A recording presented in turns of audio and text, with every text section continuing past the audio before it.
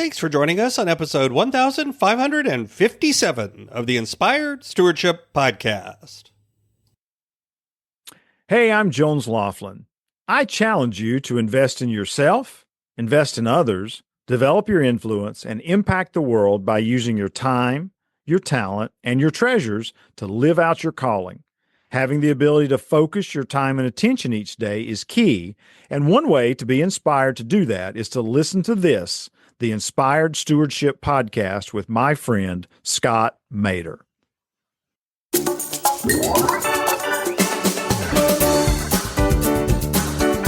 If my work helps people to have better relationships, if it helps them to be their best selves, if it helps them take a step forward in a way that restores marriages, helps them to be better parents, helps them to be a better team member at work, to show that light that's in there that's not supposed to be put under a bushel, but supposed to be put on a hill. Welcome and thank you for joining us on the Inspired Stewardship Podcast. If you truly desire to become the person who God wants you to be, then you must learn to use your time, your talent, and your treasures for your true calling. In the Inspired Stewardship Podcast, you will learn to invest in yourself, invest in others, and develop your influence so that you can impact the world.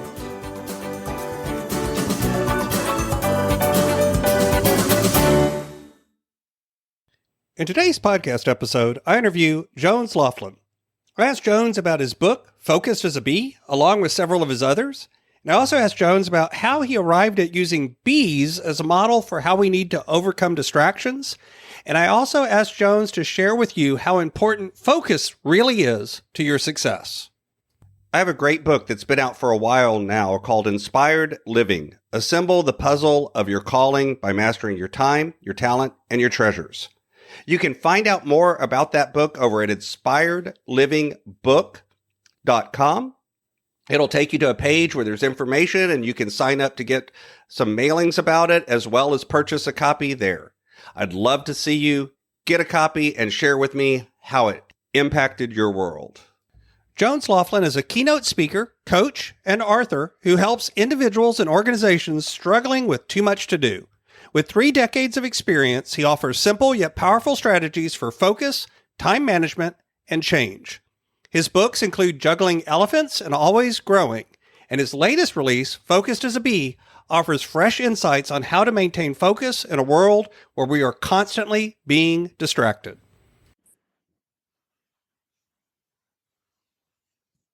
Welcome to the show, Jones. Well, thanks for the opportunity to be here, Scott. I'm excited about what we'll explore today in our time together. Absolutely.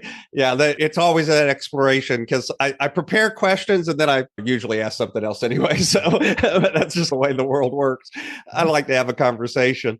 So at the end of the day, I've shared a little bit about your journey and some of the work you've done. You've got a lot of great books and I love all of the titles of them because they're clever, Juggling Elephants, and now the Focused as a Bee that we're talking about today. But when we talk about where we are today, it really usually never tells the whole story. I always think of intros as like Instagram photos. They don't show the whole story. So talk about your journey, back up a little bit and walk us through what got you to the point where this is the work you're doing and this is the message you're putting out in the world.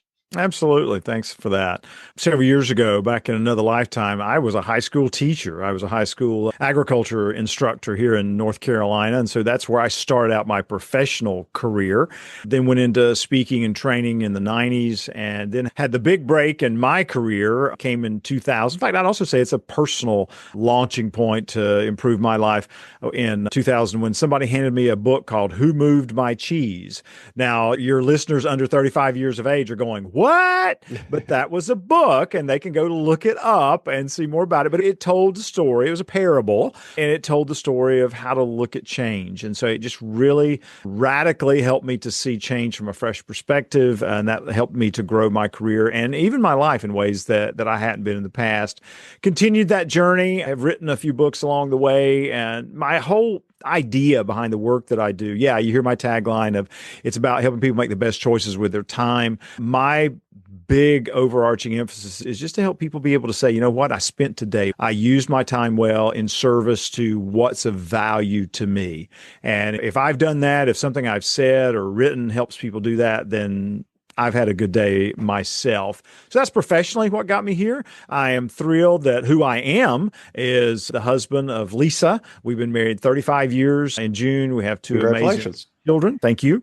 I have one really cool son-in-law and another really cool son-in-law in the wings now. My daughter, Sydney, got engaged this past weekend. Excited about that. And so that's my family. What do I like to do? Give me some decaf coffee and somebody across the table, and let's have a conversation. Let's talk about fun stuff. Let's talk about the world. Let's talk about anything. Let's talk about travel. Then I also like to get outside and grow stuff.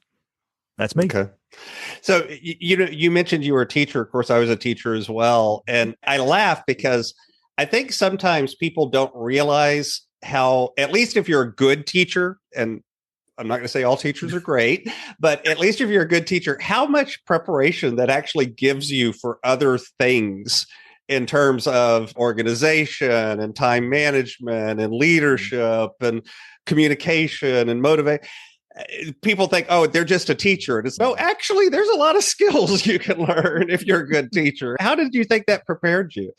Yeah, first of all, you said it, the organization, being able to organize your thoughts and being able to put them in an order that would resonate with people. That was certainly one of the biggest ones. The second one was just how to connect with people. You know yourself as a teacher, if you can't connect with the students on a human level, they're never going to be interested in what you're trying to teach them or how you're helping them learn. So just that whole idea of connecting with people where they are, noticing things about them. Those are two of the things that I think are most resonating with me as I think about what did I do as a teacher that helps me today. So one of the things I like to highlight too is the intersection between our faith journey, whatever that looks like for us, and our life journey and the messages that we put out, and how those things feed back into each other. So share a little bit about the faith journey part of your journey. Sure, absolutely. Funny enough, if people see something about my company, they'll see it's Hope Inc., which stands for Helping Us Prepare for Excellence. My wife and I had this goal that one day we wanted to run youth camps, some Christian youth camps, and the acronym was going to be Helping Others Prepare for Eternity. And that was many moons ago that we had that thought. I grew up in the church. I had a loving mom and dad who took me to church every Sunday, got me active. I really appreciate that grounding in my life. And then I'll never forget, talking about my journey, I'll never forget my Uncle Hoyt, who's now long since passed, who was talking to me one day, and he said, I needed a wrench for something, and I looked behind the seat, and God provided one. And it's going to sound really weird, but that was the first time that somebody had really made, oh, God really works in your life in a personal way. And I was a middle school kid, I think, at the time. And I'll just never forget how mind blown I was by that, because God was here and I'm here and we pray to him, but wow, God's working right with you on the little stuff. That was transformational for me in my faith journey, because then I began thinking about how is God working in my life right here where I'm at and the things that I have going on. You fast forward to college experience, had some amazing people speaking in my life there. One of the beautiful journeys for my wife and I is that we in the 90s were able to help start a new church, a new United Methodist Church in our community. For your listeners who've never done that, talk about a kingdom experience to birth. There was a pastor and a family, but we were the next ones. We were members 3 and 4 in this group. And just to be able to see how hungry people were for a fresh perspective on what it means to live a godly life and to reach people where they were, that will always count as one of the highlights in my faith journey. Lisa and I continue to be active in our church now. I love teaching, and to all ages, whether it's fifth graders or senior, or I should say older people. I don't even know what word I'm supposed to use for that. More seasoned people. Mature. I think we can mature. I think mature is allowed. Yeah. Yes. So just the excitement of helping people see where God is working in their life. That's always been something that's been a big part of my journey. So the latest book, Focused as a Bee, the approach that you're taking there and the idea, focus, and then obviously a bee. What inspired you to use bees and take that approach towards how people work and how people are focusing and productive and these sorts of things. Sure. The first one was that my daughter Sydney and I are beekeepers. Someone gave us a hive of bees back about 6 years ago. And we loved, of course, the dad and daughter adventures. And there's nothing like suiting up and going and working with thousands of bees that want to sting you. And that was always fun. So it was just the joy of working with the bees and then beginning to see how they do things and how God created them to be so focused so they could get so much accomplished. And so as we were learning those things and talking about them, we began to ask ourselves, is there more here? Is there a message that could be beneficial to people to help them to be able to be more focused on what's most important to them? And of course, we practiced these principles in our own lives and then began to, okay, how would we teach those to others? And that became the book. Now, the book itself has its own story, Focused as a Bee, because often we say busy as a bee. People, oh, I was busy as a bee today. And the reality is you might have been busy, but it wasn't like a bee, because busy means you've had a lot of activity. You may not have gotten to the outcome you wanted, but you had a lot of stuff going on. Bees are focused. Every action that a bee takes is aligned with the outcome they want for the hive. I can't say that, Scott. Maybe you can. I can't say that about my day. Not every choice I make every day is aligned toward the outcomes I want. In fact, I catch myself going, Jones, why in the world are you doing that? So that's the big idea behind Focused as a Bee, is that our goal is that every action we take every day aligns with the outcomes we want. Yeah, I remind people as well that there's a big difference between being busy and being productive, because I tell them, if I had a big pile of rocks in my backyard and I asked you to pick up a rock, walk over to the other side of the backyard, put the rock down, and then go back and forth and do that all day. And when you've moved all the rocks, just pick them up and move them back to the first pile. You'd be busy, Exactly. But I don't think anyone would argue that you've been productive. And in fact, I don't think I could pay you enough to do that too long before you just quit. At some point, it's no, this isn't. I'm not going to do this. This isn't what I'm supposed to do with the rest of my life. Yeah. When you think about how people think about doing that the rest of my life, those things, and they talk about so many people are not really happy with their job. They don't feel like they're doing what they're supposed to be doing. I call it calling, whatever name you want to give it. How do you see what you teach around productivity and focus and these things being related to living out your calling? Yeah. To me, a common thread in all of my books is that we need to stop.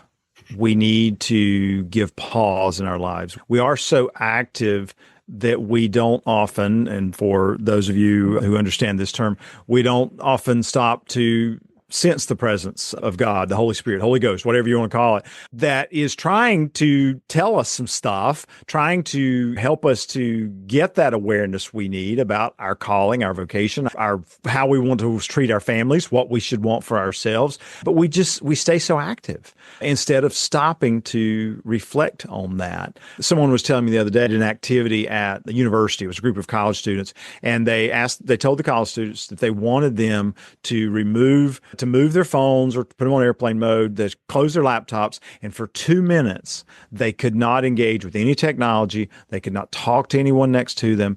And some of the people were talking about how traumatic that felt.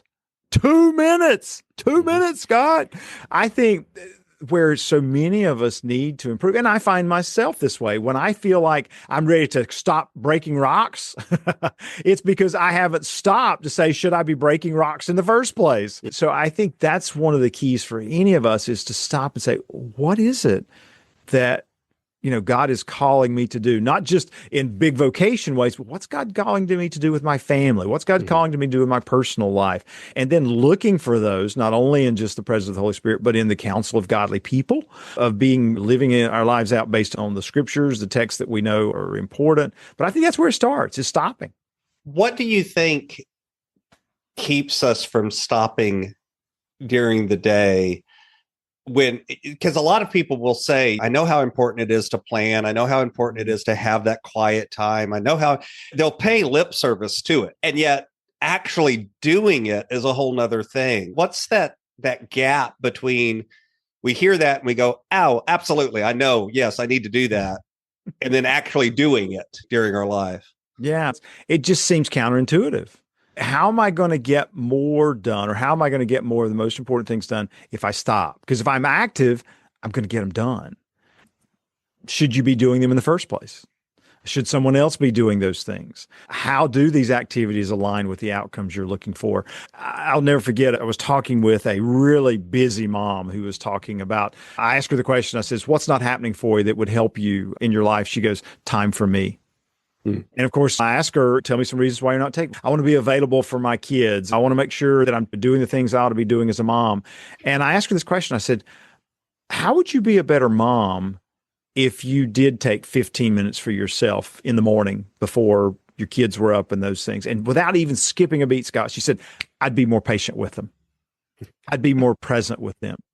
And so I think that's where we start is, what's the value in stopping? I can get better perspective. I can understand if I'm making good choices with my time. I can stop and see what my body, if you're just, what is my body telling me? Your body's telling you need to drink more water or whatever it might be. But I think that's the value, is that stopping gives you that rest, and that gives you that moment to decide, what do you need to be doing in the next moment? Fun fact about honeybees, they take about 40 naps per day. And you're going, really? How's that? I want to be a bee. Yeah, really, me too. When I heard that, I'm like, come on. But research backs it up. They, after being so focused on an activity for a while, they stop.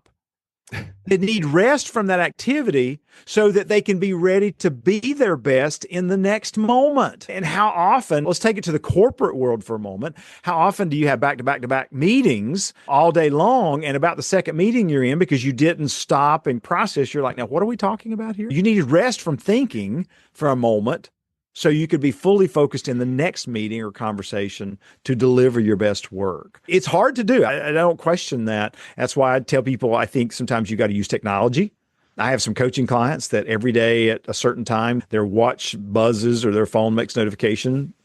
And their job at that moment is to take 1 minute to do some deep breathing. Yeah, I think, and again, it's earlier you mentioned the sitting without technology for 2 minutes and how hard it was for those college students. And by the way, somebody heard that, was like, yeah, young people today. Okay, I challenge you to do it, by the way, because I don't think, oh, that's a young people thing. That's a people thing, at least in today's culture.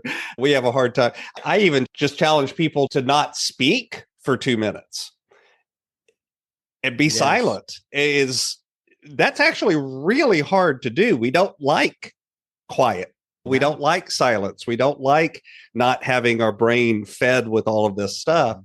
And yet at the same time, we know that it pulls us away. We're focused on the wrong things. We're trying to multitask. We're doing all of these other things. How do you see as the intersection, or what would you talk about that's the same or different between, we talk about time management, and then we talk about focus management or energy management. Yeah. How do you see the relationship between those ideas? Sure.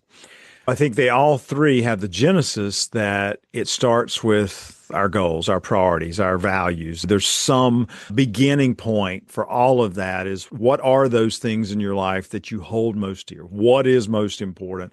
And then recognizing that we need to have activities scheduled into our day. That's time management. Activities scheduled to our day to carry out those things that are most important to us. So that's the time management piece. The other side of that is that being engaged in the right task at the right moment, or the right activity, requires energy, requires focus. And so when you're focusing on something, that's going to wear you down mentally, physically, emotionally. And so that's why it's important to take those breaks we talked about a little while ago. It's not just about focus, because I know lots of people who are focused like crazy. I mean, but they're not focused on things that are aligned with their values and what's important. So they're burned out. I know people who can manage their schedules, have the schedule. Oh yeah, I'm going to be here, there. I'm going to be here, there. I'm going to be there. But when they get into those places, they're not focused, or they're not aligned with the outcomes they're looking for. So I love that question, Scott, is that what's the intersection between all of those? And the intersection is, you got to decide what you want. Or in the case of the grounding we use, what's God calling me to do in my life? Who's he calling me to be right now? Okay, then how does that play out in my calendar? How does it show up in the way I work with other people? One of the things that I've shared on the show before, and I'd like your take on it and your input in it, is In some ways, time management, or we use those words, money management, whatever it is, it's about managing those other things. I like to point out the real truth is all of the core of all of them is self-management, Yes. because if you're not doing the self work, all that other stuff really doesn't matter because you like, and that's, you could have the really productive schedule, but is it the right schedule and those sorts of things? What do you see as that, or what would you add to that? Yeah. I was on a campaign, this is probably pre-COVID, where I was going to stop using the phrase time management. We even looked at removing it from the website and those things, but we recognized that wouldn't go well because time management is a placeholder term. Right. If you sneeze, you say, "Would you hand me a Kleenex?" It's not a Kleenex; it's a tissue. That's just so I think time management, you're right, is that placeholder term for a ton of other things. It's not about time. Time can't be managed. Time can only be accounted for. It is self-management, schedule management, energy management. It's all of those things that allow us to make the best use of our time. So I'm completely in line with you on that, Scott. Yeah.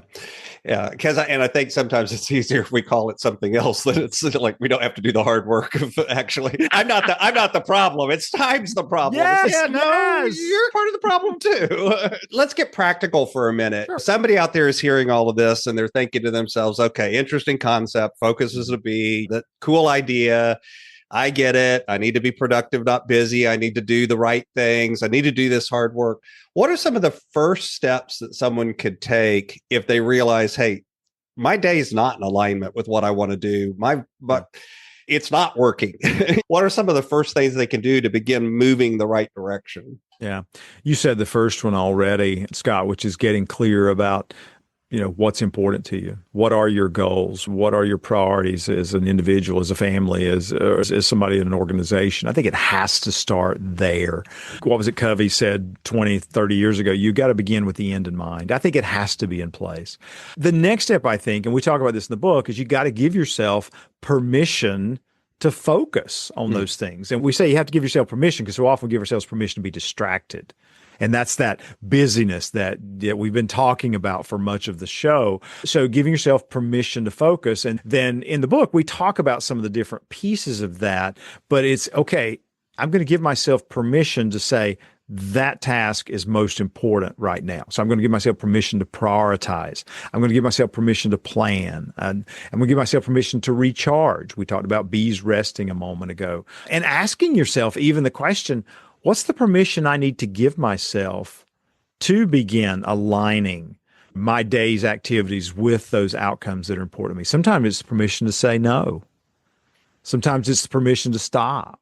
I'm yet to meet anyone if I didn't say, what permission could you give yourself that would help you to be in better alignment with your schedule, or your schedule alignment with your values? And they can always tell me something. I had someone tell me the other day, Jones, I needed to give myself permission to be mediocre because everything I do, I try to do at an A+ level. And said, when I finally recognized that was driving me in the wrong direction, I said, you know what? For this task, I'm going to give myself permission to be mediocre. And so I think that's where you start. I love that one because I think a lot of us burn ourselves out trying to make everything perfect when the reality is that oftentimes some things that we do, it's okay that it's not perfect. Good enough is actually good enough. And that phrase is the phrase I use a lot of times, done is better than perfect. Yeah. Is if I can get rid of it, if I can get it off my plate, then I can go work on this thing that really gets me excited or that's really more in alignment with what's important to me. If I just get that done. And sometimes if you're in an organization, sometimes you need to ask, what does done look like for a project or a task? We may have, like you said, if we're type A or we're really focused on creating something excellent, we sometimes need to ask, what do you see me having as a finished product? And when they tell you, you go, oh, I was planning on that was going to take about 5 hours. I could knock that out in 2 hours. Ta-da! You've opened up 3 hours of possibility because you were willing to ask the question, what does done look like? And I think the other thing that I've seen happen with that one is if you don't ask that question about what are you actually looking for out of this, not only are you possibly going to overshoot or undershoot, but a lot of times you'll discover that the person maybe hasn't actually even thought about that yet. Yes, and you're now we helping can get them some get clarity on, oh, yeah, that's a great question. Let's think about that. Oh, okay. Yeah, you're so Which right. helps them too, because I've been asked that when I was in a leadership position. And it's, yeah, we need to figure that out, don't we? Let's sit down and figure that out before you get started, because otherwise you're spinning your wheels. So that's a waste of my time and your time. Exactly. As your leader, I don't want you over there wasting time either. That's not good for me, not good for the team. I've got a few questions that I like to ask everybody, but before I go there, is there anything else about the work you do or your new book that you really would like to share with the listener? Sure. I think the key is that it's important to ask yourself the question we've been talking about all day. What's important to you? What do you value? And how can you begin aligning your schedule to accomplish those things? And I think it does start with focus. Perhaps it's focusing on yourself. Perhaps it's focusing on your calendar. But where does your attention need to be? Our definition of focus is the intentional direction of your time and energy towards what matters most. There's three parts to that: intentional, time and energy, and what matters most. Which one of those three needs your attention right now to help you start living that life that you feel called to live? So my brand is Inspired Stewardship, and I run things through that lens of stewardship. Yet over the years, I've discovered that's one of those words that can mean a lot of different things to a lot of different people. So when you hear the word stewardship, what does that word mean to you? Yeah. It's ironic that you asked me that, and I think we talked about this in a pre-show call at one point. My word for 2025 is steward, because when I hear steward, this is something that's not mine, but I'm responsible for. And so for me, the three things that I look at every day: am I stewarding myself, my relationships, and my business in a way that honors God? And that's pretty easy to do a checklist every day. In my quiet time each morning after I've done my gratitude journal, I say, I even rate myself sometimes. Yeah. How would I rate myself on stewardship with the business yesterday? How did I use my time? Did I make sure I was being present for podcast or whatever it might be? But being a good steward to me is all about taking great care of something that someone else has given you. And God's given me my family. God's given me this business. God's given me this body and this mind. Am I stewarding them well in a way that brings honor to Him? So this is my favorite question that I like to ask everybody. Imagine for a moment that I invented this magic machine. And with this machine, I was able to take you from where you are today and transport you into the future, maybe 150, maybe 250 years. And through the power of this machine, you were able to look back and see your entire life, see all of the connections, all of the ripples, all of the impacts you've left. What impact do you hope you've left in the world? I'll tell you a story that'll highlight that. I think, Scott, and I think it'll get me there, because I'm thinking I was at a conference years ago, and someone had a copy of my book, Juggling Elephants, which is about managing a working life like it's a circus. And without saying, we're walking, if you can imagine, we're walking toward each other. I didn't know he was going to stop and talk to me, but he flipped up a copy of Juggling Elephants and he said, "Your book saved my marriage." And I went, touchdown. I'm like, yeah, but that sums it up. If my work helps people to have better relationships, if it helps them to be their best selves, if it helps them take a step forward in a way that restores marriages, helps them to be better parents, helps them to be a better team member at work, to show that light that's in there, that's not supposed to be put under a bushel, but it's supposed to be put on a hill, then that's what I hope my work has done. So what's on the roadmap? What's coming next as you continue on this journey? Absolutely. A couple of things. One is, of course, right now I'm spending a lot of time and energy around getting awareness out about Focused as a Bee, to give people the opportunity to find value in the book and see if it works for them. We're also developing something I'm really excited about. We're developing an online assessment that people can go and take, and they can determine what their greatest opportunities for improvement are based on the 6 permissions that are in the book. And I'm excited about that, because what we're going to be able to do is, once they take that assessment, then we can provide them resources to be able to say, okay, here's how you take that next step forward. So that's one of the things that's going on for me. Another one I'm excited about, something I've never done before, is having my books in a language that I'm responsible for, language other than English. Juggling Elephants is available in lots of other languages. My other books aren't. I've had a lot of people talk to me about my always growing book, which is about leadership, about having that translated into Spanish, because there's such a need for leadership books that will help the Latina community to grow as leaders. And it's a simple message about leading with a gardener's mindset. And so I'm excited about that project and getting that completed. That's really neat. So you can find out more about Jones Loflin at his website, jonesloflin.com. Of course, I'll have a link to that in the show notes as well, so you can find it over there. Jones, anything else you'd like to share with the listener? One thing is that if you are active on LinkedIn, I put out a lot of content on LinkedIn related to the things we've talked about today. Feel free to go there. I think that's a good place to start. The other thing is, I want to leave you with a quote, not by me, but by one of the icons in my life, Zig Ziglar, who was a professional speaker, motivational speaker back in the 80s, amazing guy.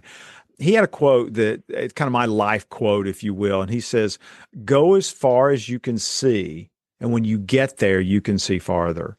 Mm-hmm. And that has always spoken to me, that in those moments of fear, those moments when I didn't know what step 15 looked like, God calls us just to take that next step, have that conversation, stop for a moment and see what you're really thinking about and what's important to you. But go as far as you can see.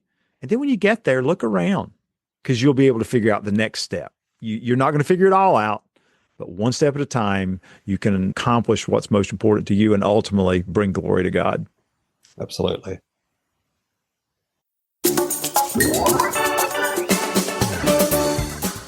Thanks so much for listening to the Inspired Stewardship Podcast. As a subscriber and listener, we challenge you to not just sit back and passively listen, but act on what you've heard and find a way to live your calling. If you enjoyed this episode, please do us a favor. Go over to inspiredstewardship.com/iTunes rate, all one word, iTunes rate. It'll take you through how to leave a rating and review and how to make sure you're subscribed to the podcast so that you can get every episode as it comes out in your feed. Until next time, invest your time, your talent, and your treasures. Develop your influence and impact the world.